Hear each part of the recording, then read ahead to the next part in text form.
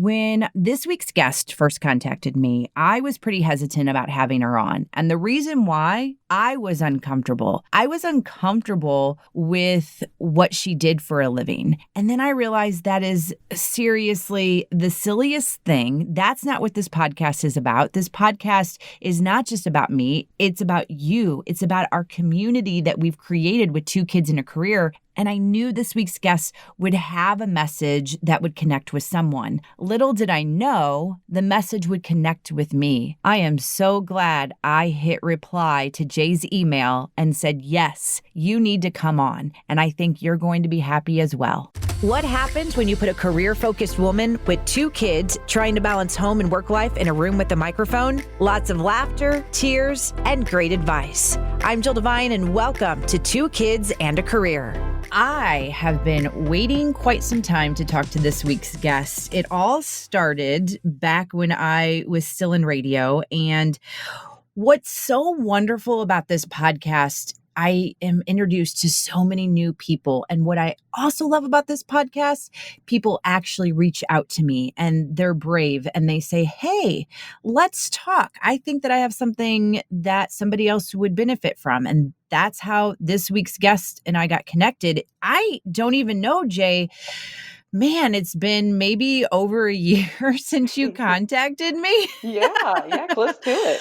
So we were going to talk in person and then the pandemic hit. And so then we kind of put things on hold, and it's funny how that happens. And I think that you get this as well, because you talked about this in a video that I recently saw. Like, sometimes you just need to wait for certain things to happen for other things to happen. Mm-hmm. And I'm glad that we didn't talk as soon as we were supposed to, because so much has evolved with you and your business. And we get to talk about that right now. So let's, I guess, start with why you contacted me in the first place. And I will tell you my initial honest reaction to that email. Wonderful. So, Jill, I just saw that you had a platform that women specifically are looking to engage with other women, understand from other individuals' journeys. And I know that I've learned so much from just understanding the other women as well. I thought maybe my journey might be helpful to somebody else. And it's, as you as you know, a little bit untraditional. So that's good in many ways, because I think if it was, just like everybody else's, it wouldn't be something that would really need to be talked about. So I'm pretty excited to be able to explain it. So the email came through, and again, sometimes you don't know people's intentions. I mean, how can you? I mean, you just don't know. And I made a pact to myself that every email that came through to me about the podcast and wanting to be on it, that I would definitely read it and do a little research before making just a decision. And your email came through, and the listener's like, what was it about? Come on, tell us. But your email came through, and I thought, I don't know. And the reason why is because I wasn't comfortable with it. And I was a little freaked out. And then I thought, if I'm freaked out and I'm not comfortable, somebody else is freaked out and somebody else isn't comfortable. And that's not what this is about. This is a whole different meaning. So let the listener in on the suspense that they are waiting to find out. What do you do for a living? So I am an individual that wants to empower other women through kind of a non-traditional source. I'm a photographer that does intimate glamour photography. And what's specific to that term, that I wanted to use something other than what most people would consider boudoir photography, is that I really want to make sure that the woman feels comfortable with what they want to be able to display in the pictures. So many of my pictures, unlike traditional boudoir photography, women are fully clothed. And it's just about the way in which I pose them a way in which I'm able to have them express their feelings. And really just being able to show them that vulnerability is extremely seductive, and that doesn't mean that you have to take off a piece of clothing to be vulnerable. Sometimes you just have to take off the idea of, you know, taking a risk. So that is why I term my photography intimate glamour. So I had told this to a friend of mine and I said, I don't know. What do you think? And she was like, what I think is that you need to go get your pictures taken. I said, whoa. One thing at a time. Let's start with getting her on the podcast and then we could talk about that. I mean, I think that I probably represent a lot of women out there that go, oh no, the only thing that you can just take a picture of is my face. Do you Mhm. find that with a lot of your clientele? So, a lot of times people come to me kind of already at the idea of they want to take the risk, but they're still extremely nervous. And so that was one of the reasons why I wanted to reach out to somebody like you that has a forum that you do, because I think that risk is has a lot to do with again that vulnerability aspect, and I think a lot of people want to do something like this. They just feel that they're just too hard on themselves. And Mm-hmm. so the biggest thing that I want to do is to really be able to kind of give that mirror of what everybody sees in them in front of them, to be able to say, you know what, you are beautiful just the way you are today. Not 20 pounds less, not a few wrinkles less, but literally all of those things that make you who you are, make you that beautiful being that people see every day. Ugh, that just, it gives me chills because that's where I want to be. And I'm not there. And I want to see myself the way that you see me. And well, I need to see this myself the way that I need to see me in a positive light.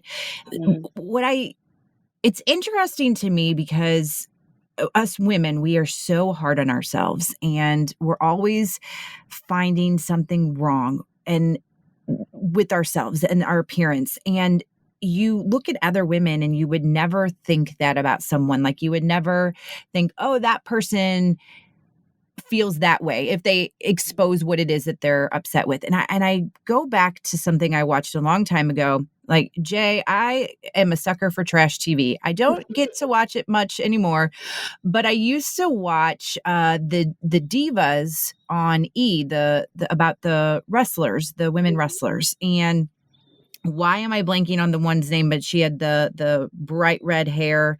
Eva, I think was her name, Okay. and she's gorgeous. Like I'm like, oh my gosh, her body, she is Mhm. gorgeous. She had such a mental issue with the way she looked. She went and saw this person who specializes in helping, and he said, I want you to draw or describe to me what you see in the mirror, and I'm going to draw it. And so she did that and he drew it and he set it to the side and he said, now what I want you to do is I want to look at you. And I should back this up. He didn't see her Mhm. first. He was Okay. just listening to her. So then he said, okay, now I want you to come in the room and I want to draw you as I see you. No joke. This is how I see you. Mhm. And when she saw the side by side pictures, I mean, even I was crying because the picture that she described of herself, she was heavier. There were all these so called flaws that she saw. And then when she saw what he drew, she couldn't believe how much thinner she looked, how the flaws that she had, they weren't there. Mhm. And it just, that's kind of what I'm envisioning from you and what you're capturing. Exactly. I just want to be able to show women um, exactly who they are, uh, feeling the best that they can feel. Even when I work with my makeup artist, I don't, unless the customer seriously wants something very different than who they are on a normal basis. I said, just light makeup, just tossed hair, no updos, no high glamour fashion makeup. I just want to see them and just highlight their features. And it's amazing how women then can see these pictures and go, "Oh wow, that is me," Mm-hmm. and not feel like it's like this, I don't know, done up version of them or photoshopped, filtered version of them. Right. Well, and the thing too, when I was looking at your website and I saw the testimonials, one woman was saying, it was also the way that Jay was talking to me during the photo shoot and the positive affirmations and just how she made me feel. And I'm sure you've probably told this. There's some people that when you listen to them and you hear them speak, you just feel comfortable. And you are that person. Like when I was watching your video and listening to you now, I'm just like, oh, yes, yes. Thank you. Thank you. You're Appreciate that. welcome. So let's back it up though, as to how you got here. What led you to your business? Oh, wow. So that journey has been in the time span, really not that long, but seems so long because Hmm. I just started to simply allow the universe, God, whatever you deem it as, to take the wheel and go, this is what I want. And I don't know what that's going to look like. I don't know what I'm asking for is something that I need or should have, but this is what I'm looking for. And I want to see what the universe can provide. And so the minute I really started doing that, I started finding myself. I was very much that person, like you said, that saw all these flaws and imperfections. I've always had an issue with my weight. Um, I didn't see myself as pretty. There were so many things, the layers that went with that. In essence, I did not feel like I was enough. And so knowing that, I was like, the only way in which I'm going to change this is to not allow myself to say it anymore. And so um, my background is workforce development, and I worked in the nonprofit world and academia for a long time. And I'd be the first one to tell you to not to get a tattoo where an employer could see. But before I knew it, I turned 40 and I got a tattoo on my wrist that says I am enough, because I needed to realize every time I put my head down and started thinking negative thoughts, I'd have to see it. And so Mm. from that point was probably the start of my journey. Yeah. Yeah. I mean, it's hard. It's very hard being a woman. It's very hard with the thoughts that you have. So it's nice to have somebody like you share their experience and want to help other women. I want to get back to what you're doing to help other women, but there was some stuff that happened recently to you to make you stop growing your business, and the next part of it, which we're going to talk about, something, do you believe um contributed to some of the reasons that you felt the way you did? I don't know, walk me through this. You Mhm. are adopted and you recently found your biological mother. I was on a walk with the girls the other day, and there was a house we walked by, and they had this amazing garden. I took a picture and I sent it to Brian. I said, these are garden goals for us. We have a garden in our backyard, but it's not as big as the garden I saw, and that's because we're limited in space. And it does make me think about what we want to do as far as a house is concerned. Do we want to stay in our current house, or do we want to get a different house? Because I would love to be on on a little bit more land, a little bit more privacy, and then I could make my garden huge. So whatever lifestyle you're considering, Blondin Real Estate can help you. If you want to do something like I want to do, or maybe you want even more land, maybe you want to have your own little farm, Blondin Real Estate can do that for you. They are specialized in this. They know the community inside and out, and they will match you perfectly with the property that makes sense for you. BlondinRealEstate.com. Yes, yes. The funniest part is neither one of us were looking for each other. Oh. I know, crazy. And so again, it's part of that whole universe thing, right? Like just putting out there that I want to get to know myself better. And I think that was one of the reasons why she came into my life.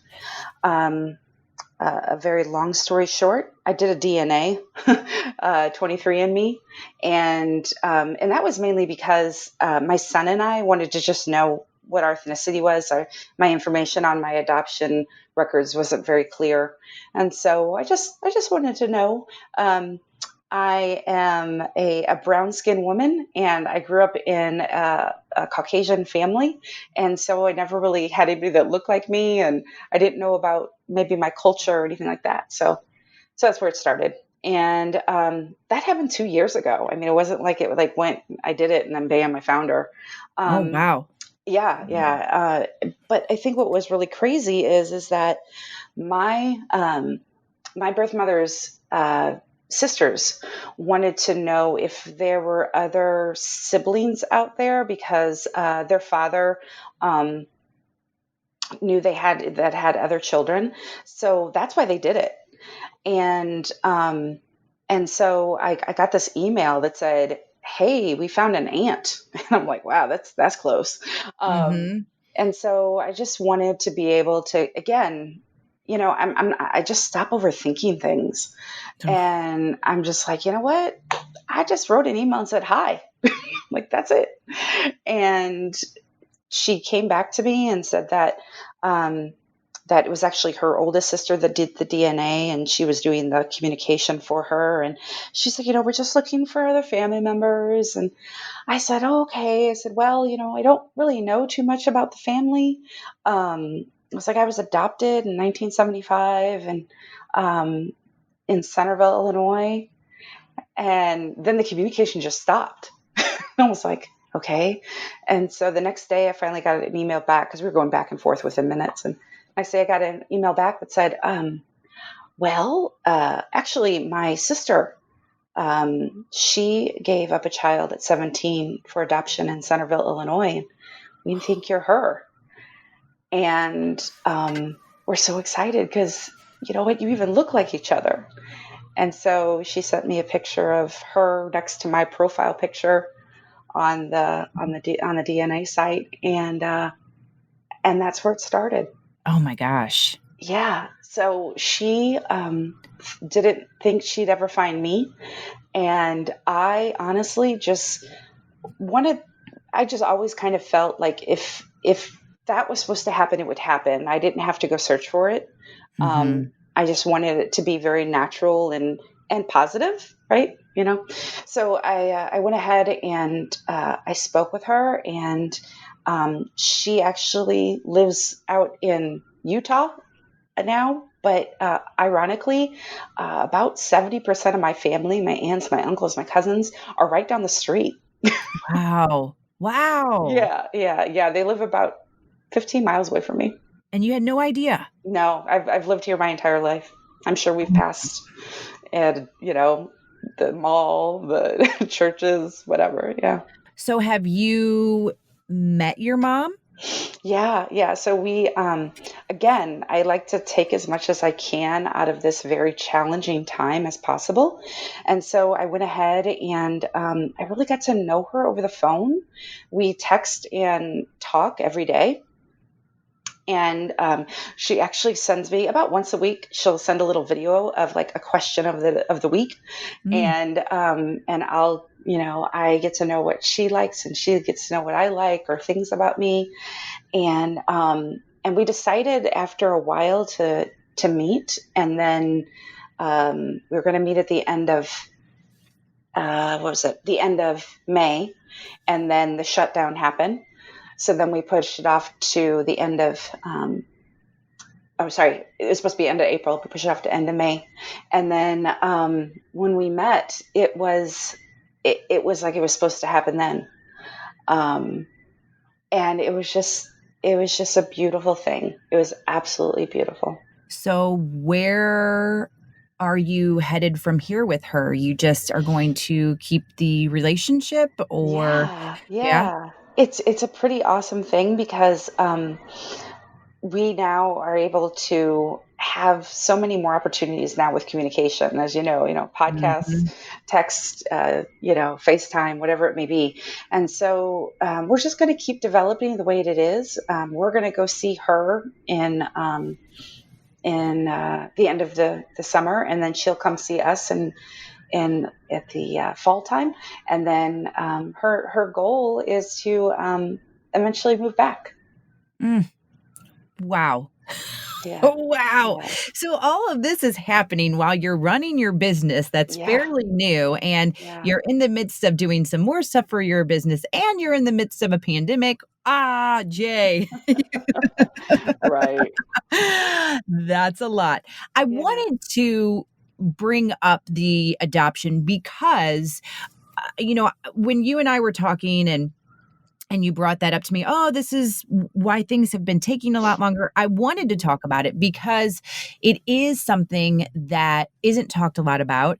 Not mhm, too long ago, I had a woman on, Jessica, and she started this magazine called Raise, and it's for non-traditional families. And mhm, what we had talked about was how in the year of 2020 do we not have these types of outlets, and there are so many people that are experiencing certain things that are non-traditional, but they don't have an outlet to go to. So that's I wanted to make sure we talked about the adoption because listen, somebody might be listening right now that is in the same situation as you, and they're scared and they mhm. don't know what to do. Maybe they know who their mom is. Maybe they know who their father is, whatever it may be, but they just don't know how to take those next steps. And so that's what's also great about this is just to be able to reach out to other people and let them know they're not alone. It's so important to allow, yourself to take that risk, knowing that you don't know how the outcome will be, but that doesn't mean you shouldn't take the risk. Right. Um, and so again, I could have, very easily saw the thing come across that I, found my aunt, and could have just gone, "Ooh, that could get ugly. That could not end the way I want it," and just kind of push off and not go forward. But I thought, you know what? I'm just going to do it and just Yeah. see. Well, something was calling you and it Hmm. sounds like it's the right thing. Hmm. Let's now go back to, is this a branch of Bellissimo Photography Studio or is it a whole separate entity? And I'm talking about Embody Me. So it's a project based off of what I do at Bellissimo. So Okay. I found that, as you said, women go in this vulnerable space, probably something they never thought they would do. And I just kept hearing that I changed after taking the pictures. I want to be able to do things now, and I'm excited, and I see myself differently. And I thought, you know what? There needs to be more processing with this. And so I'm very blessed to be able to have a network of other women that I am friends with or work with in some capacity that are either licensed counselors or they're certified life coaches, and actually occupational therapists and an artist. And so working with these individuals, I found that they take their clients through this process of becoming, right, and just making them see themselves differently or processing things differently. And how beautiful would it be to have like a visual aspect of that? And so on the flip side, I saw these changes that were happening with people when I did the photography piece, but I'm not certified to walk them through that and Mm. really dive deep into what those changes mean for them. So I said, let's bring them together and let's work together in a positive aspect that will allow people to see themselves and really understand that they embody everything that they're going through physically and emotionally. And let's record that. So I'm working with these people to have different types of workshops and sessions. And then I come along for the ride and document it through either intimate glamour sessions or through just kind of a photographic journal of their time with them. Oh, wow. Wow. So how does someone get involved with this? So, if you go to embodime.org, you can go and fill out the form that I'm really a true believer. And no matter what I do, I need to kind of touch base with you and see if you're comfortable with me and you're comfortable with what we do. So, the first thing is to just have a consultation. It's free of charge, and we just have a talk and see if one of these things would be something that you would like to do, and then really be able to say next steps and how to plan that, because almost everything is done within a day. The retreat is done over 2 days, but most everything is done within anywhere between 2 hours to a full day workshop. Oh, okay. And then did you oh, can you just tell me a couple of testimonials of individuals that what it was that they got from this so that somebody that may be listening going, I don't know. I need a little bit of help in this department. Right. So the first one is one of the reasons again that I started inviting me. It was that I had um, a person refer someone to me, and they said this is going to be a unique situation. So I just want to, but I felt like you're the person that would really be able to pull them through this process. And what it was is a woman that was a cancer survivor. And she had gone through breast cancer and fought it. However, it came back, and now she has been given a terminal diagnosis. Ugh. And she knew she wanted to do again chemo and radiation to just be able to live a life as long as she can, but she wanted to have more control this time. And so what she did was she came to her stylist and said, I've always wanted to take pictures of myself, and you know what, I'm going to do it. And so what we did was is we took her through this again, this photographic journal of her process. And she came into her stylist, she did her hair and her makeup, and then she came to my studio, and I did a small intimate glamour session of her all done up and just very glamorous. And then I followed her back to her home, and that's where her children were. And she said, you know what? I want to take control of when I lose my hair. So we're doing it today. And so I took pictures of her children shaving her head. And then after processing all of that, we went back to my studio and did an intimate glamour session with her without her hair. And she really has been able to see herself in a different light. She's gone through some struggles relationship wise and everything, but really being able to see her and have this again photographic journal to be able to remember this process and this journey is so important to her. As I'm listening to you and I'm feeling that heaviness, you have to encounter a lot of heaviness from people.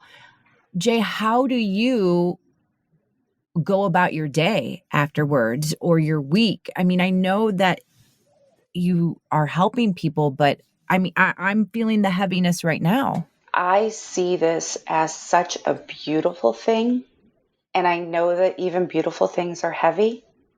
So I acknowledge that, And I try to work on myself.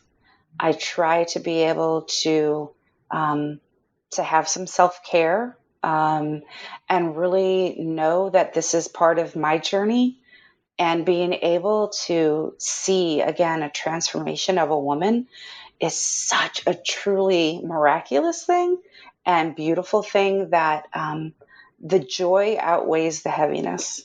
There's something very special about you. And there's a reason why you're doing what you're doing. It's just, it's hard. Like I'm just kind of speechless because I don't even know how to put it into words. Like, you have to be a special person to do the things that you're doing. And again, being a woman who is not 100% comfortable in her own skin, I know how hard that is. And I know how difficult it is to open up, but to have someone that embraces you and someone who sees your perfections and not your flaws, Hmm. that's just an amazing gift, Jay. Thank you so much. I appreciate that. Jill, as you know, we all do things that we're lucky to be able to have a quote unquote job that doesn't feel like work. Mhm. And I've been blessed with that almost my entire life. I used to work in nonprofit, and I used to help individuals that didn't see themselves for their worth in what they did. They didn't see themselves as having skills to do a job. So I love being able to, again, to show them that everybody sees you for the skills and the talents you have. You just have to see it for yourself.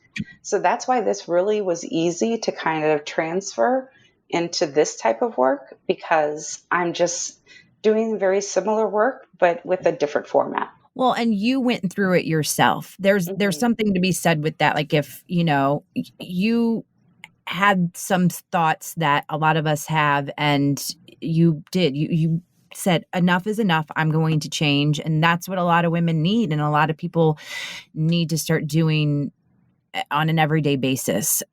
Okay. Let's talk about how people can get a hold of you, what they need to do, all the contact information. I'll also have it posted on the show notes at jilldevine.com.